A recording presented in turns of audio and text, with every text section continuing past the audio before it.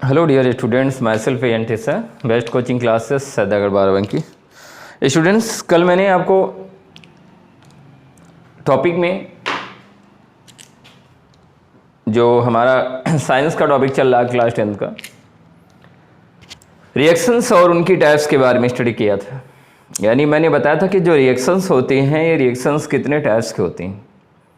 यानी previous topic में हमने पढ़ा रखा था आप लोगों की कि जो कॉम्बिनेशन रिएक्शंस क्या होती हैं, डिकम्पोजिशन रिएक्शंस क्या होती हैं, displacement reactions, double displacement reaction और रेडॉक्स रिएक्शन के बारे में स्टडी कर रखी थी। स्टूडेंट्स, रिएक्शन को हम पढ़ तो लेते हैं लेकिन उनको किस तरह से कंप्लीट करेंगे, यानी रिएक्शंस को हम पढ़ेंगे तो बेटर है, लेकिन उनके तरीके कैसे हैं कि उनकी रिएक्शन को जब रीराइट करेंगे, ठीक है, यानी जब हम उनको लिखेंगे तो लिखने के तरीके क्या ये देखना है कि उसमें नंबर ऑफ जो एटम हैं बोथ साइड, यानी नंबर ऑफ जो एटम्स हैं बोथ साइड, यानी जो रिएक्टेंट और प्रोडक्ट के क्या इक्वल हैं। अगर वो एटम इक्वल नहीं है तो वो रिएक्शंस कभी भी लॉ ऑफ कंजर्वेशन ऑफ मास को फॉलो नहीं करेगी। ध्यान दीजिएगा, तो ऐसे रिएक्शंस कभी भी लॉ ऑफ कंजर्वेशन ऑफ मास को फॉलो नहीं करेंगी। तो अगर वो लॉ ऑफ कंजर्वेशन ऑफ मास को फॉलो नहीं करती हैं तो उन्हीं रिएक्शंस को एक सरल और एक ट्रिकी माध्यम से समझाने के लिए मैं आज आप नए टॉपिक यानी जिसका नाम है बैलेंस केमिकल इक्वेशन में आपके ठीक सामने आया हूं, और ये बताने के लिए कि किसी रिएक्शंस को कैसे बैलेंस किया जाता है। जो रिएक्शंस के बैलेंस का मतलब क्या होता है, जो रिएक्टेंट, ध्यान दीजिएगा हम यहां समझाने का तरीका बता रहे हैं कि जैसे कोई केमिकल रिएक्शन स्टार्ट होती है, यानी जो बैलेंस केमिकल इक्वेशन में हम समझेंगे कि जो ध्यान दीजिएगा, पहले स्टेप समझने का प्रयास करिए। सपोज दैट यहां पर क्या होता है, एक रिएक्टेंट,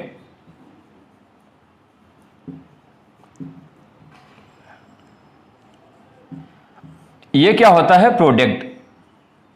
यानी कहने का मकसद क्या है, हमारे जो LHS साइड में होते हैं, यानी जो एरो यहां पर जो केमिकल रिएक्शन का साइन है, जो एरो ये क्या गिवन करता है कि जो लेफ्ट हैंड साइड में होते हैं उनको हम क्या बोलते हैं, रिएक्टेंट बोलते हैं। जो राइट हैंड साइड में होते हैं यानी RHS में, उनको हम क्या बोलते हैं, प्रोडक्ट में। अगर एक चीज ध्यान दीजिएगा, कोई भी केमिकल रिएक्शन हो रही है, क्योंकि मैंने टॉपिक्स में आपको रिएक्शंस तो बता दिया था, लेकिन उन रिएक्शंस को किस प्रकार से बैलेंस किया जाए, जब तक रिएक्शन बैलेंस नहीं होगी वो law of conservation of mass follow नहीं करेगी। अगर वो law of conservation of mass follow नहीं करती है तो ऐसे रिएक्शन अनबैलेंस इक्वेशन कहलाएंगे, यानी वे इक्वेशन अनबैलेंस इक्वेशन कहलाएंगे। तो ध्यान दीजिएगा, आज उन्हीं इक्वेशन को बैलेंस करके हमें क्या करना है, लॉ ऑफ कंजर्वेशन ऑफ मास को फॉलो करना है, और जो अनबैलेंस रिएक्शंस हैं, जो स्केलेटन रिएक्शंस हैं, उनको कंप्लीट रिएक्शन और इक्वेशन में क्या करना है, कंप्लीट करना है। तो लेट अस सी, आइए आज सबसे पहले हम स्टार्ट करते हैं, ठीक है, बैलेंस केमिकल इक्वेशन। ये जो बैलेंस केमिकल इक्वेशन क्या होते हैं हमें मालूम होना चाहिए।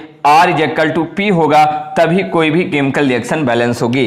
R का मतलब होता है यहां पर रिएक्टेंट और P का मतलब क्या हो जाएगा, ये प्रोडक्ट। किसी भी केमिकल रिएक्शन में नंबर ऑफ जो रिएक्टेंट के पार्टिकल होंगे अगर वो प्रोडक्ट के इक्वल होंगे तो ऐसे रिएक्शन क्या कहलाती है, balance reaction, and equation is also said to be balance chemical equation. ठीक है, तो आइए आज सबसे पहले हम स्टार्ट करते हैं, ये जानना चाहते हैं कि बैलेंस केमिकल इक्वेशन क्या होते हैं। ध्यान दीजिएगा, जो आज का हमारा टॉपिक होगा इसमें हम आपको जो रिएक्शंस हैं उनको किस प्रकार से बैलेंस किया जाए उनकी जानकारी आपको देते रहेंगे, ठीक है, और एक चार्ट के माध्यम से जिससे 60 तरीके से हम उनको समझ पाएं। और जो हमारे बोर्ड एग्जामिनेशन में क्योंकि कुछ क्वेश्चन MCQs के बेसिस पर इस बार जो CBSE बोर्ड ने पैटर्न को चेंज किया है, तो यानी MCQs क्वेश्चन में हमारे पास टाइम बहुत कम होता है, कम टाइम में हमें क्या होता है, ज्यादा दिमाग लगाना पड़ता है, इसलिए हम ज्यादा समय ना बर्बाद करके कुछ ट्रिकी चीजों को पढ़ेंगे जिससे रिएक्शंस और इक्वेशंस को हम सरलता से सॉल्व कर सके और अच्छे से अच्छे मार्क्स लाने का प्रयास करें। चलिए स्टार्ट करते हैं। हमारा बैलेंस केमिकल इक्वेशन होता क्या, ध्यान दीजिएगा।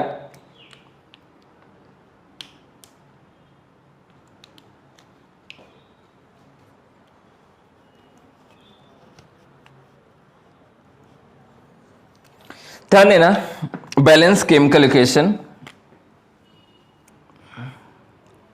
बैलेंस केमिकल इक्वेशन, ठीक है, सच टाइप ऑफ इक्वेशन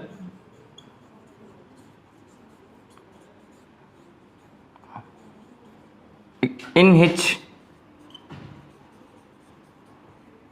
ध्यान दीजिएगा, यानी उस प्रकार का इक्वेशन इन विच क्या होगा, equal number of item of different element equal number of item are different element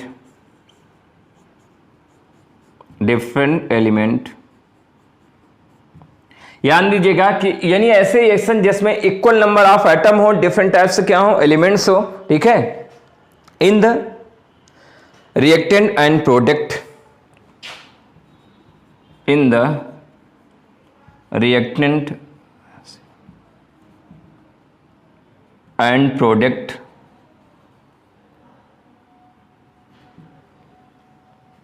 is called as balanced chemical reaction, right. Students ध्यान दीजिएगा, यानी ऐसे रिएक्शंस जिनमें नंबर ऑफ एटम यानी जो रिएक्शन में जो पार्टिसिपेट करते हैं नंबर ऑफ एटम क्या हो, इक्वल हो बोथ साइड, यानी कहां पर रिएक्शन के लेफ्ट हैंड साइड और right hand side both side में क्या हो, नंबर ऑफ एटम इक्वल होते हैं, तो ऐसे इक्वेशंस क्या कहलाते हैं, बैलेंस केमिकल इक्वेशन, और रिएक्शन भी क्या कहलाएंगी, बैलेंस केमिकल रिएक्शंस कहलाएंगी। आइए हम एक सिंपल सी रिएक्शन बताते हैं जो बैलेंस केमिकल रिएक्शन है, एग्जांपल देते हैं, यहां पर ध्यान दीजिएगा। बैलेंस केमिकल रिएक्शन का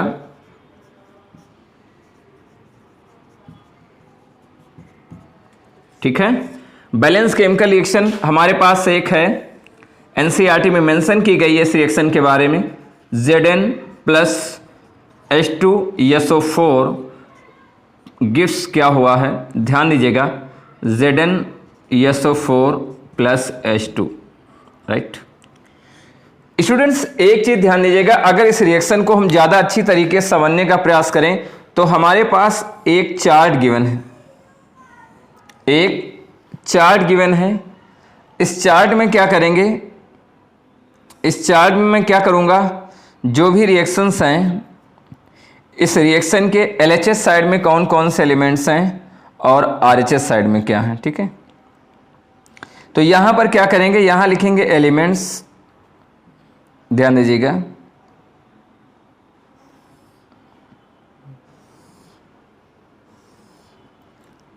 यहाँ क्या हो जाएगा एलिमेंट्स, ठीक, और उसके बाद क्या हो जाएगा, यहाँ पर ध्यान दीजिएगा, यहाँ LHS यानी ये हो जाएगा एलिमेंट्स, यहाँ हो जाएगा नंबर ऑफ आइटम, यहाँ हो जाएगा LHS, ध्यान दीजिएगा, यहाँ हो जाएगा ठीक एलिमेंट्स, नंबर ऑफ आइटम, यहाँ हो जाएगा RHS, ठीक है। ये हो जाएगा हमारा बैलेंसिंग एरिया, राइट। तो स्टूडेंट्स यहाँ पर पहला एलिमेंट कौन सा है, Zn, उसके बाद दूसरा क्या दिया है, Zn के बाद हमारा है हाइड्रोजन, उसके बाद क्या है सल्फर, उसके बाद ऑक्सीजन। यहाँ पर भी हमारा क्या हो जाएगा, ध्यान दीजिएगा, यहाँ हो जाएगा Zn, उसके बाद क्या हो जाएगा हाइड्रोजन, यहाँ पर क्या है सल्फर, उसके बाद ऑक्सीजन, ठीक है।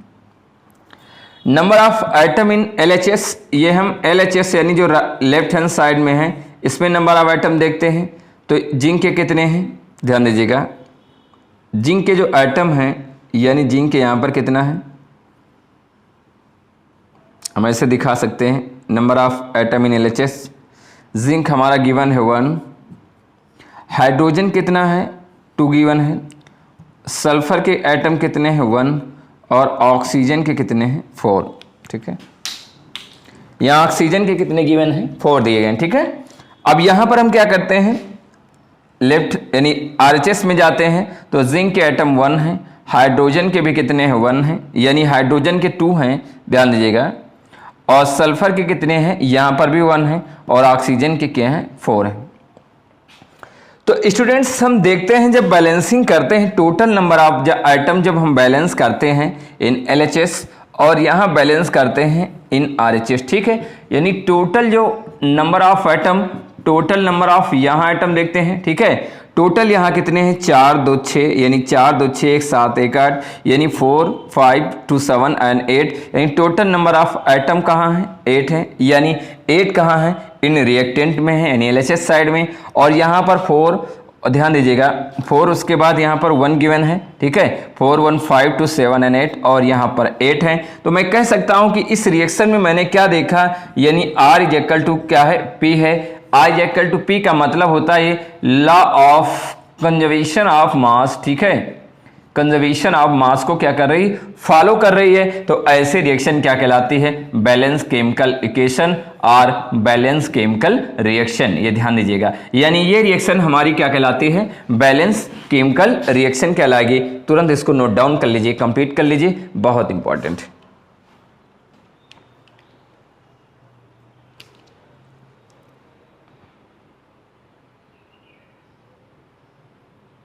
चलिए कंप्लीट कर लीजिए जल्दी।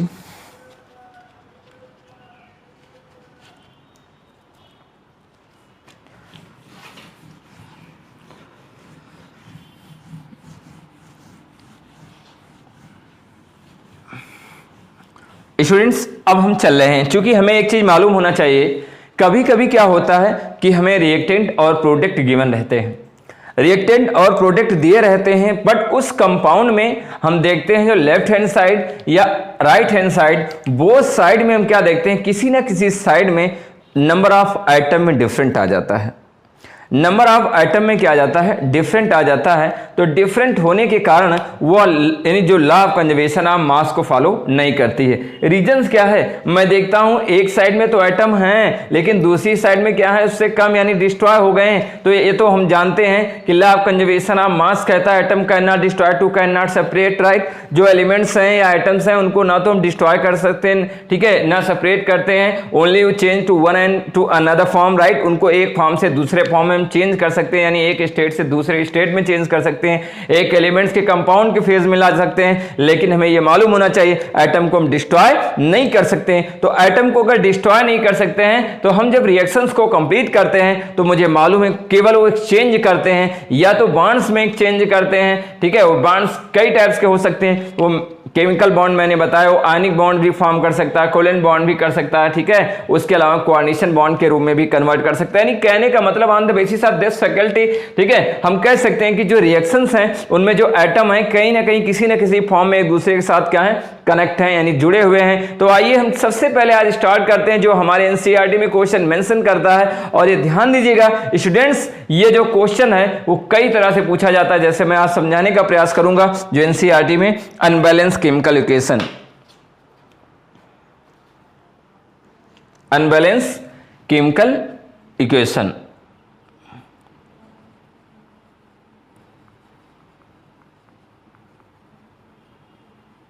Unbalance chemical equation, right. ध्यान दीजिएगा, दो equation which does not follow law of conservation of mass,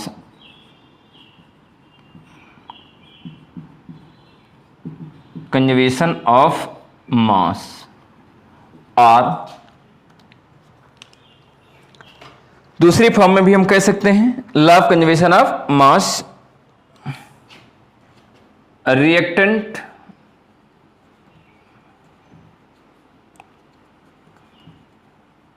do not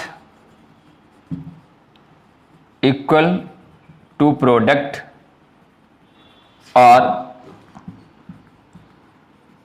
product do not equal to reactant, right. मतलब ये होता है इस रिएक्शन में कि ऐसी केमिकल रिएक्शन जो लॉ ऑफ कंजर्वेशन ऑफ मास को फॉलो ना कर रही हो, और लॉ ऑफ कंजर्वेशन ऑफ मास को फॉलो ना करने के कारण उसमें जो नंबर ऑफ एलिमेंट इन जो रिएक्टेंट होते हैं और नंबर ऑफ एलिमेंट इन जो प्रोडक्ट होते हैं वो इक्वल नहीं होते हैं।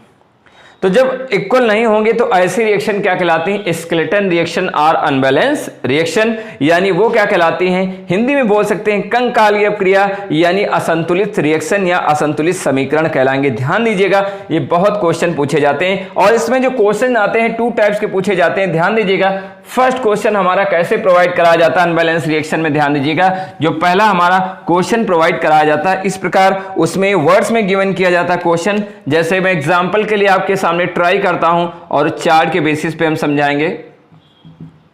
ध्यान दीजिएगा, एग्जांपल एक हमारा फर्स्ट क्या गिवन है, यहां पर Fe plus H2O gives Fe3O4 plus H2, right. Students, इसको हम 2 तरह से समझा सकते हैं।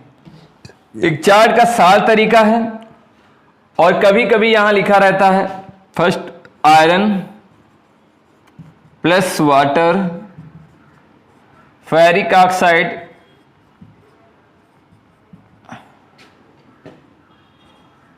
और प्लस हाइड्रोजन, राइट। तो कोई भी केमिकल रिएक्शन तभी हम कंप्लीट कर पाएंगे जब हमें उसका फार्मूला मालूम होगा।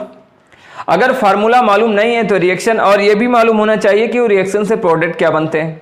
तो केमिस्ट्री में कुछ चीजें तो हैं हमें जो याद करना पड़ेगा और उनको सारली क्या करना है, उसको तैयार करना पड़ेगा। इसको माइंड मेकअप के भी चलना है स्टूडेंट्स। तो मैं समझने का प्रयास करना है कि रिएक्शन 2 टाइप से पूछी जा सकती है। पहले क्या होता है, इन सिंबलाइज पूछी जा सकती है। सेकेंड क्या पूछा जा सकता है, इन वर्ड्स में पूछा जा सकता है। ठीक है, तो हमें दोनों टाइप से रिएक्शंस को रेडी करना है, दोनों टाइप से रिएक्शंस को समझने का प्रयास करना है, क्योंकि हमारे लिए बहुत ही ज्यादा इंपॉर्टेंस है स्टूडेंट्स, ये बिल्कुल ध्यान देना। आइए हम चलते हैं इस रिएक्शन को कंप्लीट करने के लिए। ये जो अनबैलेंस रिएक्शन है, तो स्टूडेंट्स एक चीज ध्यान देना, ये हमारा क्या है, LHS, ठीक है, और ये हमारे हैं क्या, reactant.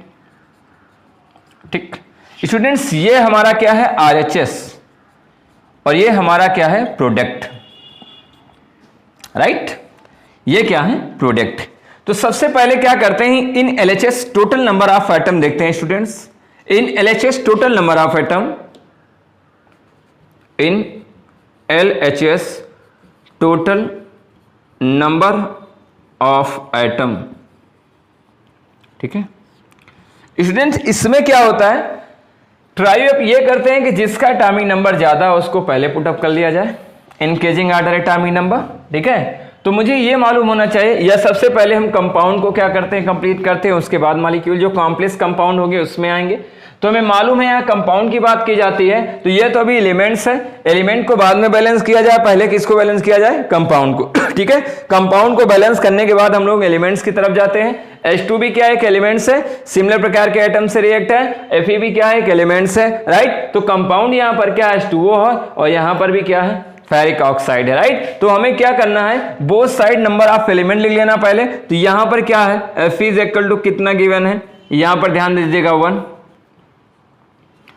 Oxygen is equal to कितना दिया गया है यहाँ पर स्टूडेंट्स, यहाँ पर 1 दिया गया है, और हाइड्रोजन कितना है, 1 दिया गया, राइट। अब RHS साइड में जाते हैं तो क्या हो जाएगा, इन RHS total number of atom,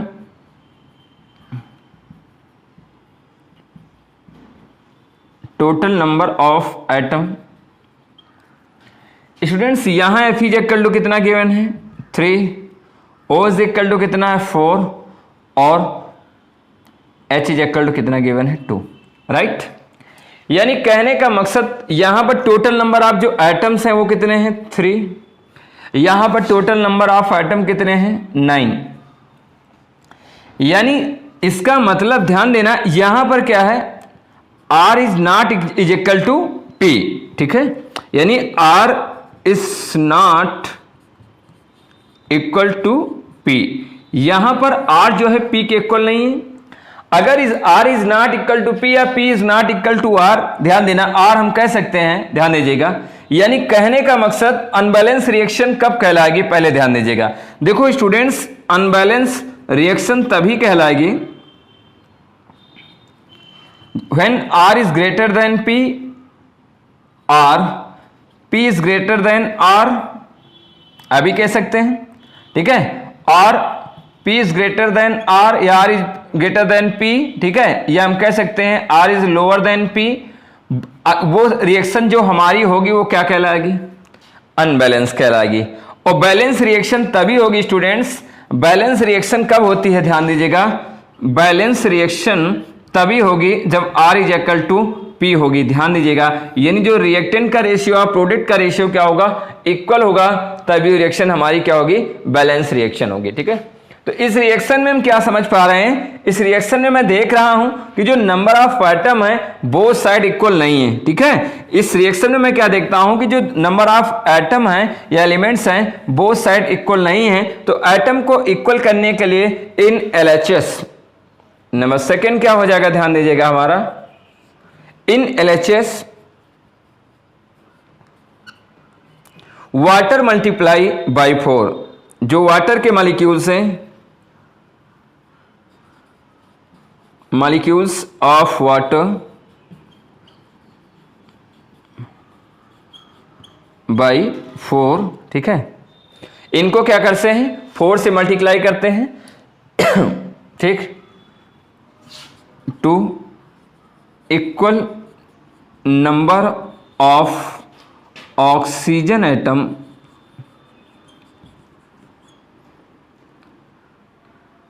are both side. तो हम क्या देखते हैं? जो ऑक्सीजन के एटम है बोथ साइड इक्वल हो जाते हैं, राइट। तो यहां पर जो रिएक्शन हमारी बनेगी क्या बनेगी? ध्यान दीजिएगा, यहां हो जाएगी Fe,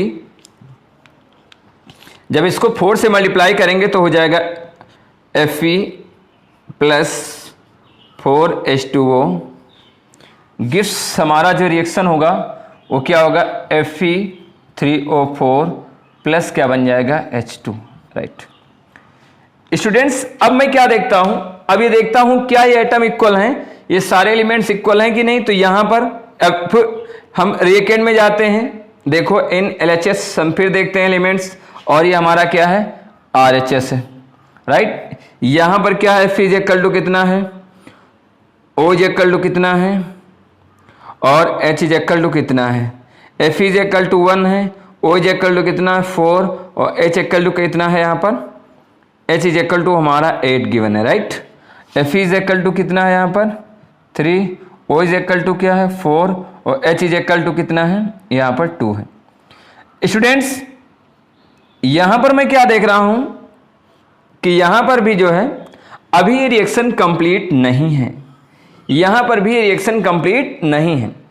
तो रिएक्शन कंप्लीट ना होने के कारण, ठीक है, जल्दी से कंप्लीट कर लीजिए तो आगे बताएं। स्टेप नंबर फर्स्ट, ये हमारा स्टेप नंबर फर्स्ट है, स्टेप नंबर हमारा ये क्या? सेकेंड है।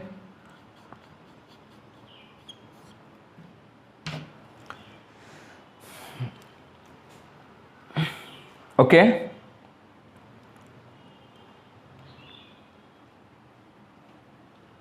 चल आगे बोलते हैं, स्टेप नंबर थर्ड की ओर जाते हैं। कंप्लीट कर लीजिए, उसके बाद थर्ड स्टेप स्टार्ट करते हैं। चलिए स्टूडेंट्स, अब क्या करते हैं? इस रिएक्शन का जो हमारा थर्ड स्टेप है वो कंप्लीट करेंगे, ठीक है। रिएक्शन का जो थर्ड स्टेप है, स्टेप नंबर थर्ड, क्या होगा? जो रिएक्शन हमारी थी Fe प्लस 4H2O गिव्स क्या था? Fe3O4 plus H2, right. यहां मैंने क्या देखा? In LHS Fe is equal to कितना गिवन है students? 1, O is equal to कितना? 4, H इज इक्वल टू कितना हमारा? 8, राइट। टोटल हमारे आते हैं 30।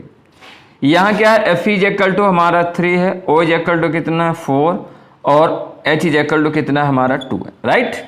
और टोटल हमारा कितना है? 9। तो मैं क्या लिखूंगा?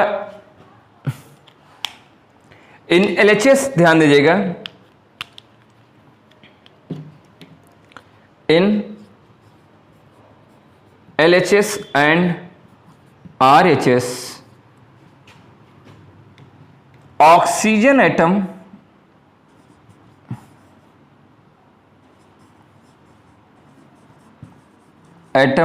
आर इक्वल,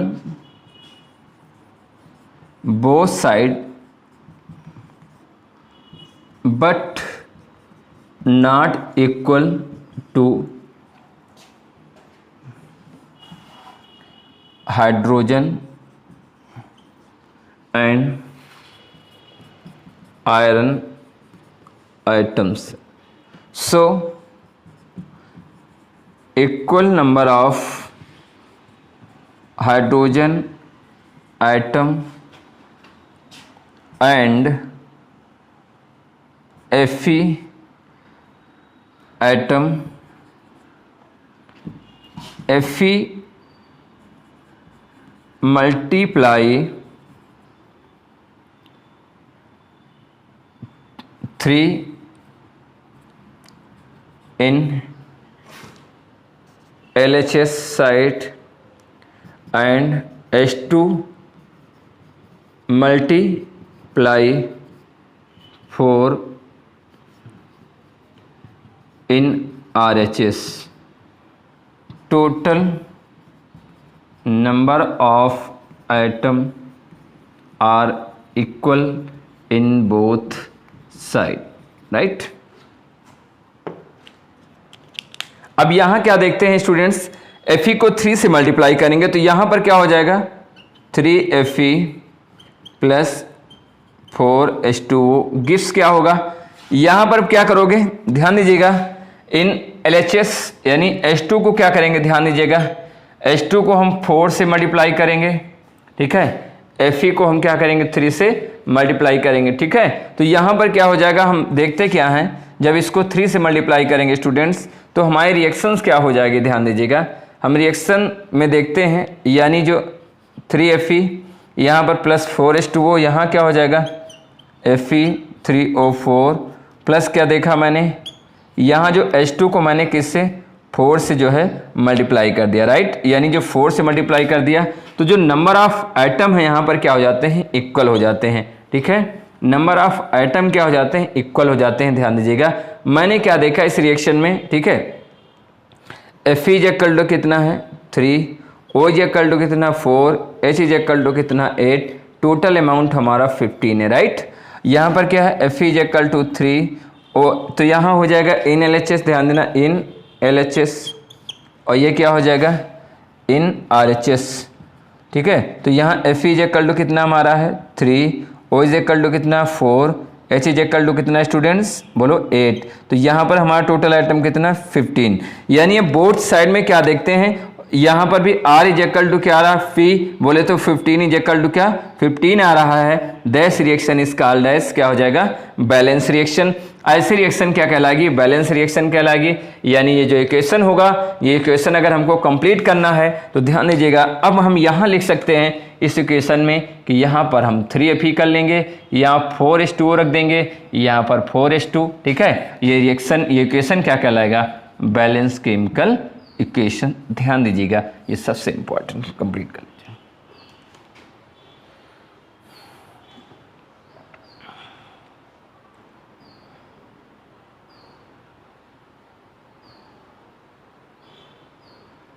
चलिए स्टूडेंट, ये हमारा क्वेश्चन समझ में आ गया। हम अगला क्वेश्चन देखते हैं। ये भी एनसीईआरटी का क्वेश्चंस हमारा आया है, लगातार क्वेश्चंस पूछे गए हैं बैलेंस करने के लिए। कभी कभी रिएक्शंस दी जाती हैं किसी न किसी स्टेट में। एक रिएक्शन हमारे पास गिवन है, क्वेश्चन नेक्स्ट हमारा है, ध्यान दीजिएगा। MnO2 प्लस क्या दिया गया है HCl, गिव्स क्या है MnCl2 प्लस H2O प्लस क्या गिवन है Cl2। स्टूडेंट्स, हम कई तरीके से क्वेश्चन को सॉल्व कर सकते हैं। एक मेथड भी है हमारे पास ऑक्सीडेशन मेथड, ठीक है। ऑक्सीडेशन मेथड के थ्रू हम क्या कर सकते हैं स्टूडेंट्स, यहां पर ऑक्सीडेशन नंबर ऑफ एमीन देख लेंगे, इनमें कितनी है, ठीक है, इनकी ऑक्सीडेशन नंबर। यहां पर इनकी ऑक्सीडेशन नंबर अगर पुट करना चाहें तो ऑक्सीजन की -2 होती है, ठीक है, और 2 दिए हैं, 2 से मल्टीप्लाई करेंगे तो इनकी -4, तो इनकी कितनी आ जाएगी +4, यहाँ पर हो जाएगा -4। तो माइनस का 4 और सार तरीका मैं बता दे रहा हूं, यहां माइनस का 4 है, यहां पर क्या है प्लस का 4, तो both side number of ion भी इक्वल होने चाहिए, इसलिए इनको हम 4 से मल्टीप्लाई करेंगे। 4 से मल्टीप्लाई करेंगे तो 4HCl हो जाएगा। और ध्यान दीजिएगा स्टूडेंट, जब यहां 4HCl हो जाएगा तो यहां तरीका बहुत शार्ट है, यहां +2 दिया गया है, यहां -2 दिया गया है, ठीक है। तो +2 -2 का मतलब क्या होगा, यहां पर क्या दिया, ध्यान देना, अगर इनके आयन इक्वल करें तो यानी कुछ भी नहीं करना है, यहां पर देखना एलिमेंट है 0 है, यहां पर क्या है +2 है, ध्यान दीजिएगा इसका -2, लेकिन हम ध्यान देना यहां +2 -2 कैसे करेंगे, यानी यहां +1 -1 होना चाहिए क्रॉस, लेकिन both side number of ion equal है नहीं है। क्यों नहीं है, क्योंकि यहां 4 4 8 4 12 है, यहां पर कितने आ रहे हैं स्टूडेंट्स, यहां पर 4 4 8, ठीक है, और नहीं 2 2 4 हो रहे हैं और 2 2 4 हो रहे हैं, यानी 8 4 और होना है, तो और 4 होने के लिए इसको 2 से क्या करेंगे, मल्टीप्लाई करेंगे, नंबर ऑफ एटम क्या हो जाएंगे, इक्वल हो जाएंगे। ये तो हमारा एक सार तरीका है रिएक्शन को ऑक्सीडेशन मेथड से बैलेंस करने का, लेकिन ऐसे नहीं, रिएक्शन को हम बैलेंसिंग के फॉर्म में ले जाने के लिए तरीका समझाएंगे कि इसको ऐसे भी कैसे बैलेंस किया जाए, क्योंकि हमें स्टेप बाय स्टेप, यानी कहने का मतलब ट्रिक टैक मेथड से भी मालूम होना चाहिए। आइए सबसे पहले क्या करते हैं स्टूडेंट्स, ये हमारे रिएक्टेंट हैं। रिएक्टेंट में क्या होता है, इन LHS हम क्या देखते हैं, नंबर ऑफ Mn मैग्नीज के एलिमेंट कितने हमारे हैं 1, ऑक्सीजन कितना गिवन है 2, क्लोरीन हमारा कितना गिवन है 1, और हाइड्रोजन कितना है 1, राइट। अब हम क्या चलते हैं RHS में, राइट हैंड साइड में हम क्या देखते हैं, Mn हमारा कितना गिवन है 1, ठीक है, उसके बाद ऑक्सीजन हमारा कितना गिवन है 1, और उसके बाद हमारा यहाँ क्या है, जो क्लोरीन एटम दिया है यानी 2 2 4 हो जाएगा, और हाइड्रोजन हमारा कितना है यहाँ पर 2। तो हमें सबसे पहले एक चीज ध्यान देना है, सबसे पहले हम क्या करते हैं, कंपाउंड को बैलेंस करते हैं, ना कि एलिमेंट्स को, राइट। तो कंपाउंड में क्या करते हैं हम, यहाँ देखें ऑक्सीजन 2 है, यहाँ पर क्या है 1, मैग्नीज डाइऑक्साइड एक कंपाउंड है, वाटर भी एक कंपाउंड, तो यानी कहने का मतलब यानी 2 ऑक्सीजन यहाँ पर 1, इसलिए यहाँ पर इसको क्या करेंगे 2 से मल्टीप्लाई कर देंगे, ठीक है। तो जो हमारा स्टेप सेकंड होगा, स्टेप सेकंड हमारा क्या करेगा, ठीक है, इन RHS side, in LHS side number of oxygen is bigger than RHS। देखो यहां पर एटम क्या है, 2 ऑक्सीजन यहाँ 1, इसका मतलब एटम डिस्ट्रॉय हो रहे हैं, और ऐसा हो ही नहीं सकता, ऐसा हम डिस्ट्रॉय नहीं होंगे, क्योंकि अगर एटम डिस्ट्रॉय होता तो law of conservation of mass follow नहीं करे, क्योंकि law of conservation of mass कहता है atom can not destroy to can not separate, ठीक है। तो यहां पर क्या होगा, bigger than RHS, so equal number of oxygen atom in both side we multiply water molecules by 2 right.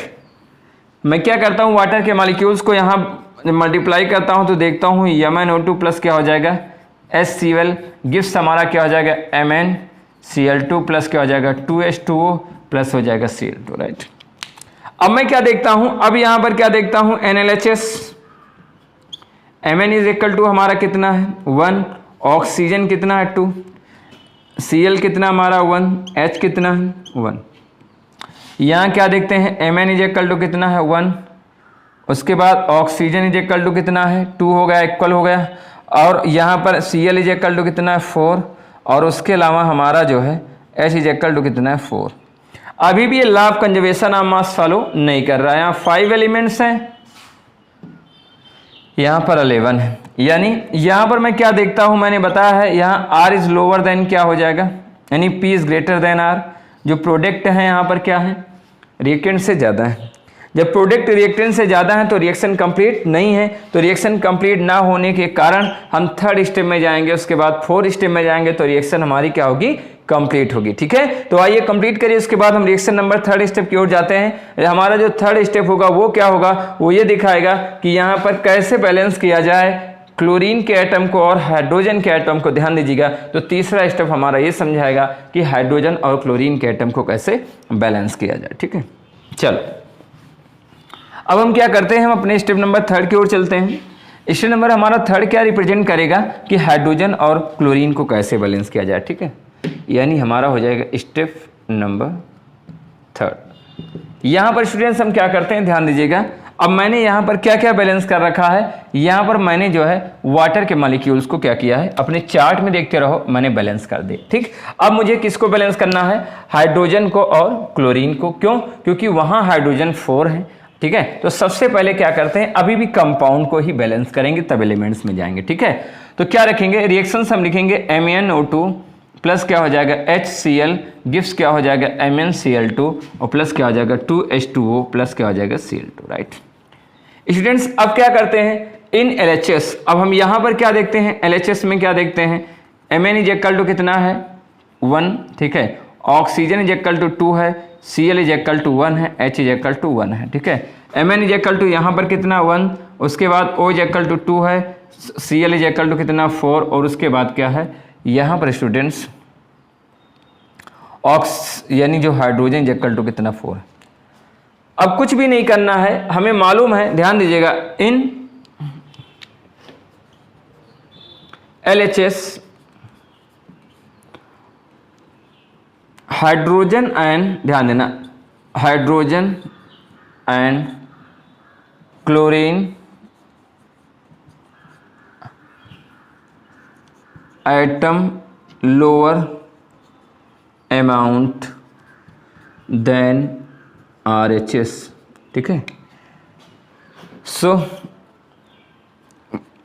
Equal number of atom in both side we have multiply of HCl molecule by 4 to equal number of atom in a reaction both side. The reaction is said to be balanced chemical reaction, ठीक है। कैसे करेंगे, ध्यान दीजिए students. तो यहाँ पर क्या हो जाएगा, MnO2 प्लस क्या हो जाएगा, मैंने बताया कि यहाँ Cl को क्या करेंगे 4 से मल्टीप्लाई करेंगे तो जाएगा 4HCl गिव्स क्या हो जाएगा MnCl2 प्लस 2H2O प्लस क्या हो जाएगा Cl2, राइट। अब यहाँ पर स्टूडेंट्स क्या देखते हैं, यहाँ पर अब देखते हैं चार्ट बनाकर। अब क्या देखते हैं इन चार्ट में, चार्ट में क्या देखता हूँ, चार्ट में देखता हूँ कि एलिमेंट जो हमारे हैं, ठीक है, number of atom, total number, right. यहाँ पर कौन कौन से हैं, Mn, उसके बाद O या Cl और H, LHS है, ये क्या है RHS है। यहाँ पर भी हम एक चार्ट बना के चलेंगे, राइट। इस चार्ट में हमारे कितने कॉलम होंगे, 3, ये हमारा एलिमेंट्स हो जाएगा। यहाँ पर क्या होगा, नंबर ऑफ आइटम, यहाँ टोटल आइटम, राइट। Mn कितना गिवन है यहाँ पर 1, ध्यान दीजिएगा। ऑक्सीजन कितना गिवन है हमारा 2, हाइड्रोजन कितना हमारा यानी क्लोरीन कितना हमारा 4 और यहाँ पर हाइड्रोजन कितना 4। टोटल अमाउंट 4 4 8 10 11 यानी टोटल अमाउंट हमारे क्या हैं 11 है। यहाँ पर एलिमेंट कौन कौन से हैं, Mn, ऑक्सीजन, Cl और हाइड्रोजन है। टोटल एलिमेंट्स यहाँ पर अगर देखा जाए तो Mn कितना है 1, ऑक्सीजन कितना है 2 है, क्लोरीन कितना 2 और ये 2 कितना हो गया 4, हाइड्रोजन 2 दूना कितना हो गया 4, टोटल कितना 11। यानी स्टूडेंट्स मैं क्या देख रहा हूँ यहाँ R=P क्या कर रहा है, फॉलो कर रहा है, ठीक है। और ध्यान दीजिएगा तो सच इक्वेशन इज नोन एज, ऐसा इक्वेशन हमारा क्या कहलाएगा, ठीक है, बैलेंस केमिकल इक्वेशन कहलाएगा। ये रिमाइंड करके चलना है यानी लर्न करके चलना।